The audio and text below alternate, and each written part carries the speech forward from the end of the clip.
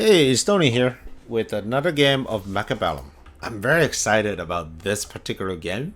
This is not one of my games. I was a spectator. It is a game between this guy. I think it roughly translates into Morning Wind from Mandarin. We typically just call him Red Hair because he's got a avatar that's just an anime dude with red hair. And SaraTzch, and she is I think top 5, if not top 10 in the world, and so is this guy. I think they're both probably within top 10, like somewhere near the very top. 2,000 plus MMR, extremely high level gameplay. I was there. There was a lot of people watching this. There were big swings in the game. Everybody was putting down a lot of money. They were not money, like they were putting down bets for this game. It was just an excellent game, so I'm very excited to go through this with you. I joined on turn 2, but it's pretty easy to guess what happened on turn 1. I think one of them probably started with the Stormcaller, and in this case I'm going to say fans, Stormcaller fans. So Sarah's Stormcaller and fans, and then this guy, I'm going to start calling him Red Hair. Probably Stormcallers and Arclights. So turn 1, this is their setup. I think eventually Sarah won just by a hair, but turn 2 is usually where the fun begins. The car was offered. They both took extended range Arclight. They wanted to get that extra chaff clear. Red Hair went with extra set of crawlers. So these are the mobile beacon crawlers. They're going to run back and forth, distracting these two Stormcallers while the rest of the units goes up. And for Sarah, I think she just added additional arc lights. Oh, there's a cheeky flank coming from Red Hair.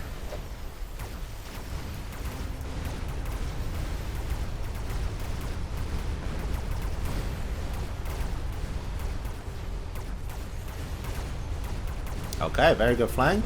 Gets the tower. Gonna start picking off these Stormcallers, which gives these Stormcallers the ability to do damage on these Arclights. And, well, the Phoenixes are going to pick up the Arclights as well. Right side also winning, so very decent tower flank.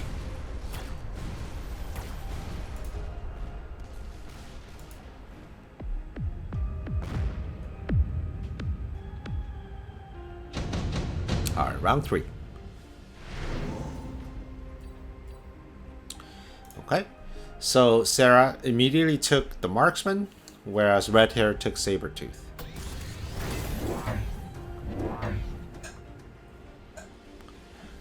Marksman, I understand. I think the Marksman, one is just a hedge against Sabertooth because they are offered. So if you choose Marksman, there is a good chance that you just get locked onto the Sabertooth anyways. With the extended range Arclights, the chaff clear is pretty solid, so there's a good chance that the Marksman will just walk up to the Sabertooth and start shooting at it.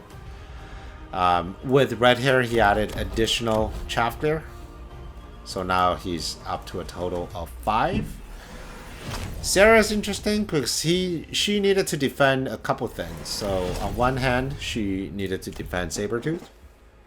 On the other hand, there is a flank that was already established, so she needs to put something there. She's got some options. She can either put a set of fans there. She can go with Mustangs, but none of the units on the ground is particularly good when Stormcrawlers are currently in play. So instead, she went with the Wasps, knowing that the opponent does not have any anti-air. And I think that was a brilliant move. That is a move that both defends your weakness, but also creates an additional layer of problem for the opponent. Because next turn, Red Hair needs to figure out, well, what exactly do I need to get to defend against these Wasps?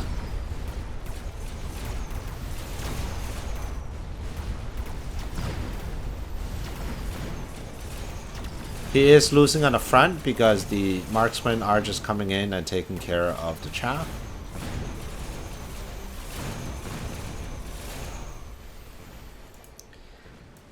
And of course, Wasp being the MVP of this round. Just going and killing everything.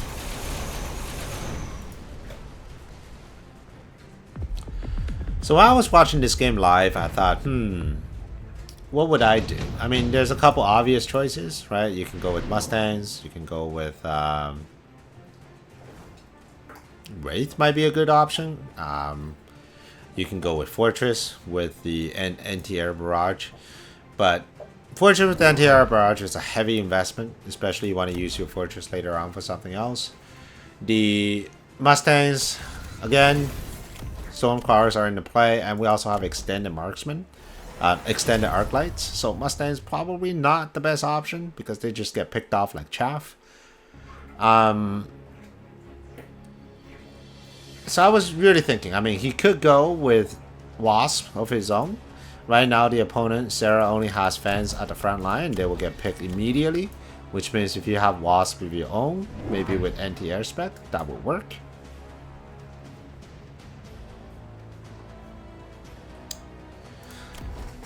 So let's see the cards. Sarah took extended range fortress, so increase fortress range by 20. This is a good card for the late game, well, even for the early game as well, because that allows the fortress, once they add range, to just slightly outrange a melting point with range, I believe. So if they are ever going to get into a fight, then they can fight evenly. Otherwise, you know, if one side goes fortress, the other one just goes a bunch of melting point. The melting point will win.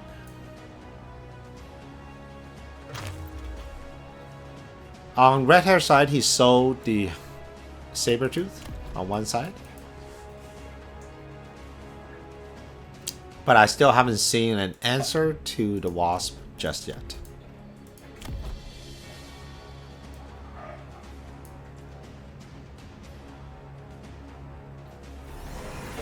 Okay, first getting charge shot.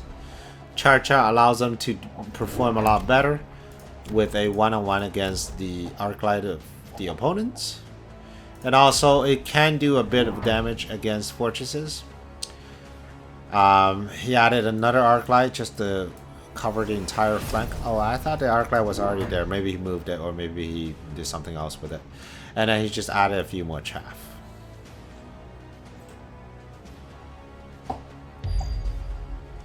Notice that red hair is currently saving money. He has $800 of unspent money in the bank. So this round he is expected to lose because, again, he's got nothing to take care of the wasps, and with the fortress in play, he is in a bit of a trouble. However, the arc lights are doing better, right? They're taking down these medium-sized units with the charge shot. And the wasp comes in. And surprisingly, the charge shot arc light actually took down that fortress and now is taking down a few more units. So, very surprisingly, red hair is actually going to do pretty well this turn. You know, what's even more surprising is these level 1 phoenixes somehow defeated the wasp that were coming this way. I'm not sure how that happened, but that was quite something. But I don't think that Phoenix is going to win in the end, though. Alright, gets the tower, flies over, maybe take one more shot. Yep. And then the wasp gets the tower, fly back. Maybe we'll lose one more wasp.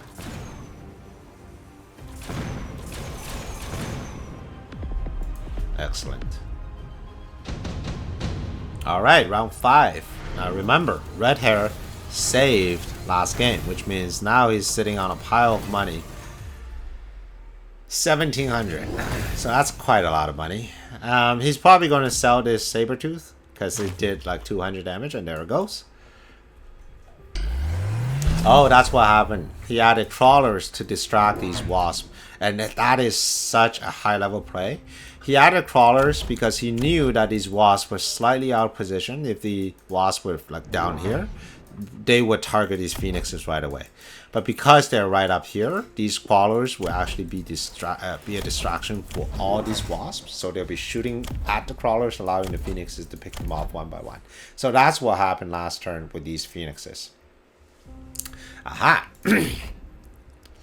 So here are the ranged melting points, a direct answer to the fortresses, now with shield bubbles. And it couldn't come at a better time, because right now with range, they will actually break the shield very quickly. And once that's done, the clear with the 5 arc light, charge shot arc lights, is going to do insane damage to the front row of the fangs, allowing the melting point to just take down these fortresses. So this is an excellent choice.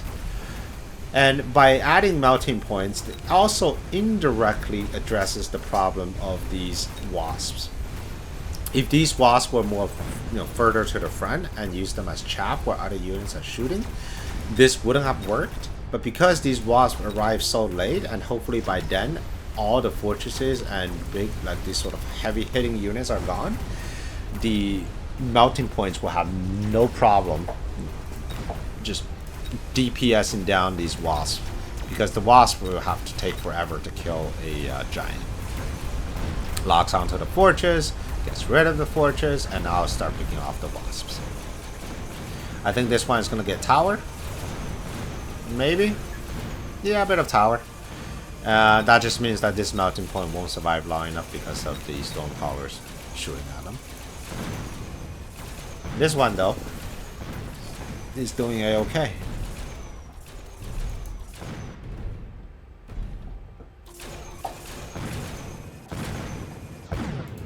Perfect.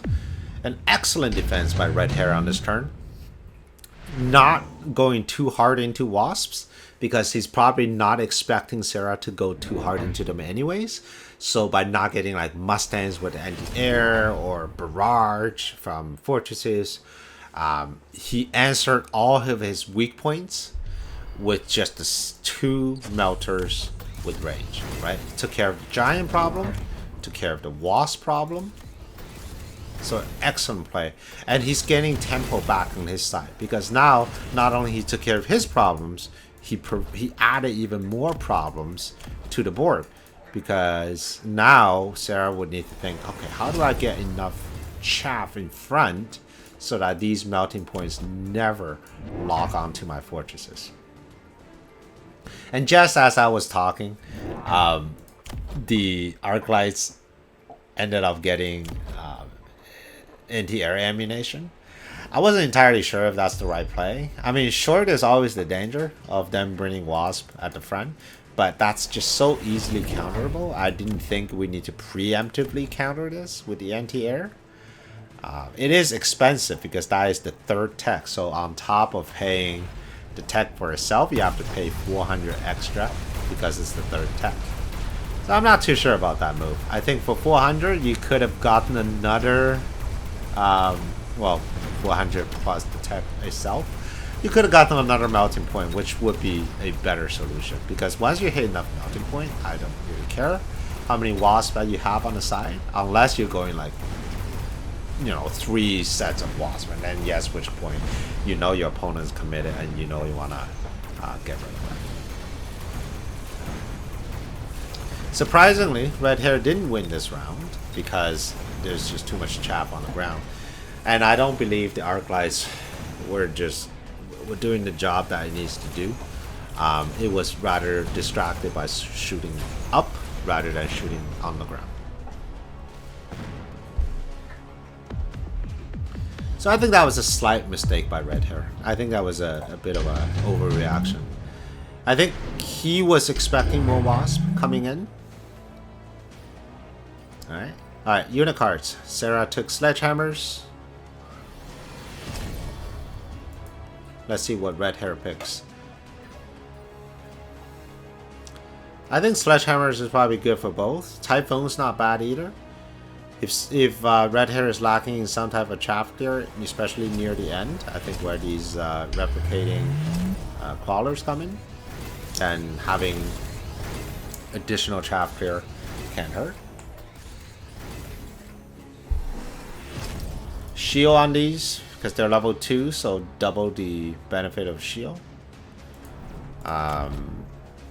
And Sarah just keep adding in more fortresses. Right now these fortresses are scary because they outrange the melting point by about 20. which means these fortresses would just be standing in the back shooting, and this melting point won't be able to get to the fortresses. So it is a little concerning, and because Sarah picked the sledgehammers, which means now their front line is even stronger. Not only you have to get through the chaff, you also have to get through the sledgehammers. Typhoons aren't great against sledgehammers, and they aren't great against fortresses, so it may not be the best choice.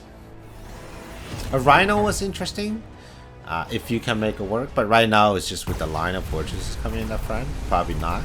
But you can sell the rhino, and you can get something that is more specialized. I think in this case, either having more melting points or more chaff clear, both are good options.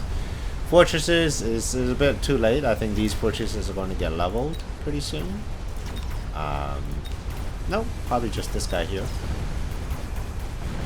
Alright, melting point locking onto the fortress. But look at this guy here. Right? He's being shot at by 2 fortresses. Now, it is a level 2 melting point with absorption module. So as long as it locks into one of these fortresses, it should survive, because it's just going to get its life back. There it is. Not sure. Ooh, that was so close. That was so close. Alright. Let's speed this up. Hero Arclight with charge shot.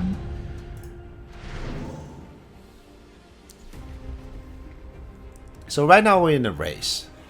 On one side, Sarah is racing to build as many fortresses as she can to overwhelm the melting point.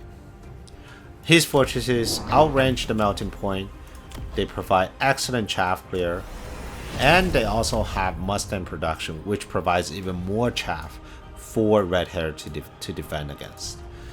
Red Hair needs to figure out a way to clear chaff, especially clear out slow moving chaff. I think adding more Stormcrawlers is not a terrible idea. He got the EM Barrage, which I think is decent, right? Lots of fortresses, lots of shields, and you want to get through them very quickly, so EM Barrage is a sensible decision. And then the rest is just, can I get more Arclight? Not Arclight, can I get more Stormcrawlers?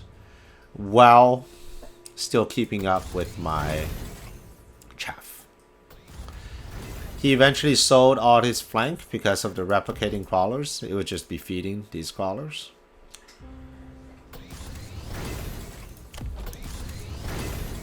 Okay. And with 450 left, I wonder if he's going to get shield. Nope. He's just going to save that money. I wonder why though. I mean, he's not really winning the battle here.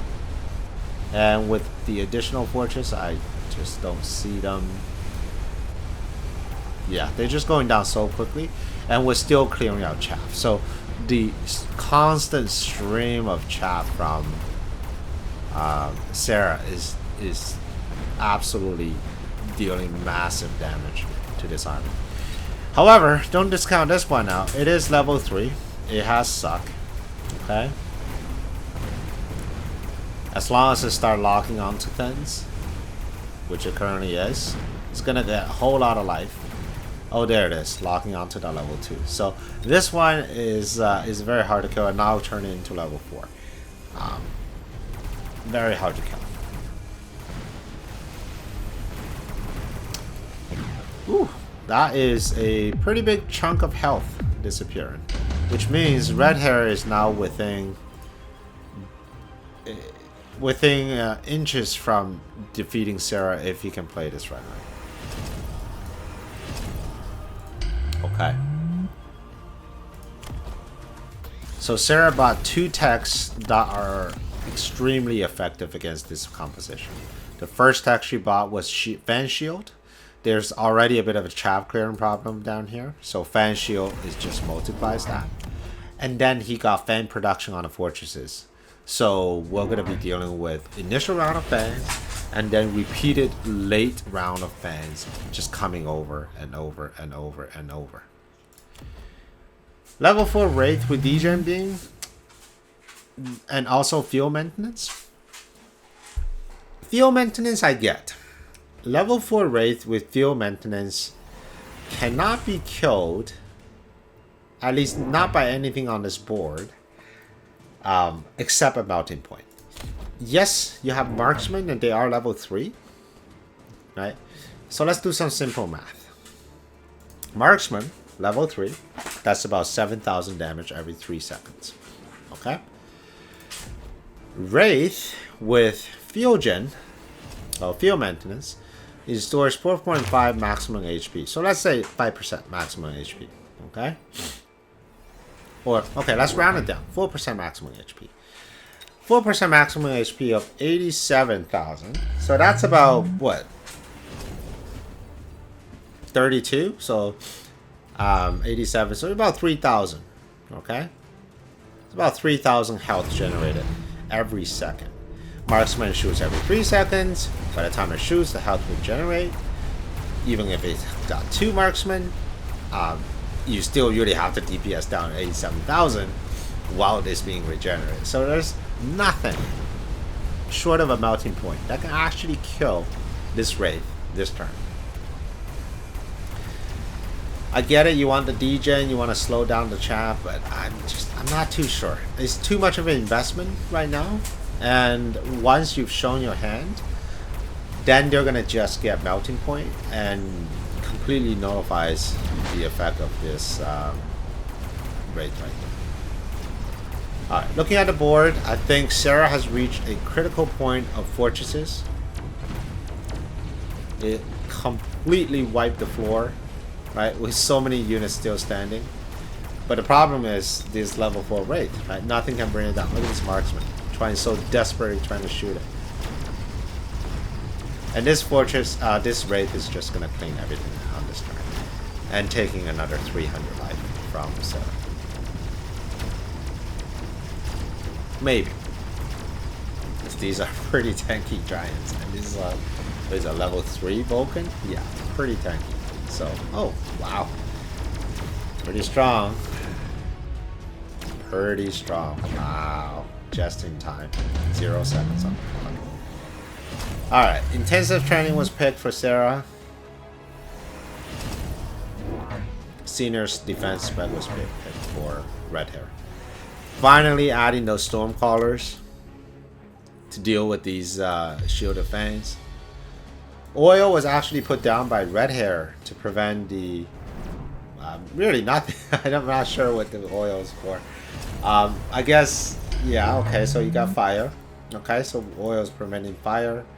It will kill one of his crawlers, and then these crawlers will come in. I think they're right now just going to the side, so no problem.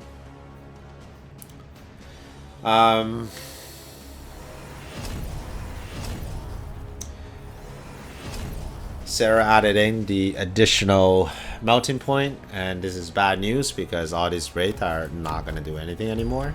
And once these wraith dies, the melting point is actually going to serve as a bit of a tank.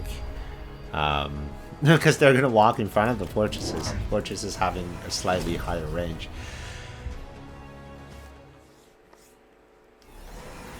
I'm not too sure about red hair. I think this is a pretty difficult defense.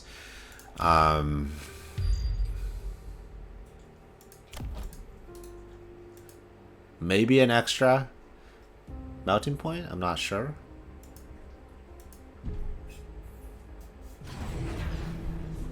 But let's watch this again real quick. First, let's just see how quickly these wraith. So this one is already locked on. This one is locked on as well. So they both are going to go down extremely quickly. And because they're double tech, so that was quite a bit of a waste. I mean, sure, it won that round, but it's not good. And this is just overwhelming amount of fortresses. Tower goes down, and everything is going to go down. How many giants he has? 1, 2, 3, 6, 8 giants. 8 giants, that's 3,200 health. So as long as all these giants survive, that will be the end of the game. But even if Son of the Giant dies, he still has chaff left. So yeah, I think this is the end of the game.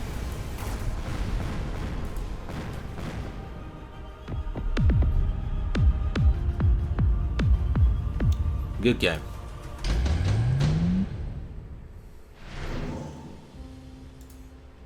I think my replay just bugged out. I'm not sure why the game continues. Pretty sure it's just a replay bug, but that was the end of the game. So I don't think anything else is happening anymore.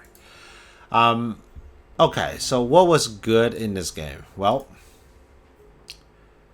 I really liked the melting point transition early on. He saw the wasp. He said, you know what? Those are the only wasps they'll ever get. So I'm just going to get some melting point so I don't have to deal with this wasp early on. The extended range fortress were brutal. We knew they were, going for that at like turn 4 or turn 5. But it was still very exciting to see them unfold. That double tech with fan shield and fan production was a power spike round. Because right after that round, he started winning. The first round he lost just because of the cheeky regen wraith. But after that, it was just overwhelming. I think mistakes, anti-aircraft on arc lights, really not necessary.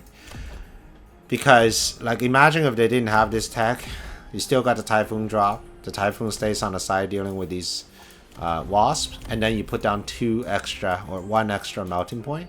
All of a sudden, you're out melting pointing your opponent's fortresses.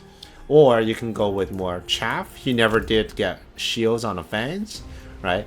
So all of this combined is just not a good option. Sarah also leveled these Stormcrawlers to level 4. I think these Stormcrawlers throughout the game just been getting so much value. Even these level 1 Stormcrawlers, they were getting so much value. I really wish they would have leveled them just a little bit to help out with the defense against these giants. But overall, I think fantastic game. I learned a lot from watching these two play. I hope you did too. And I'll see you on the next one.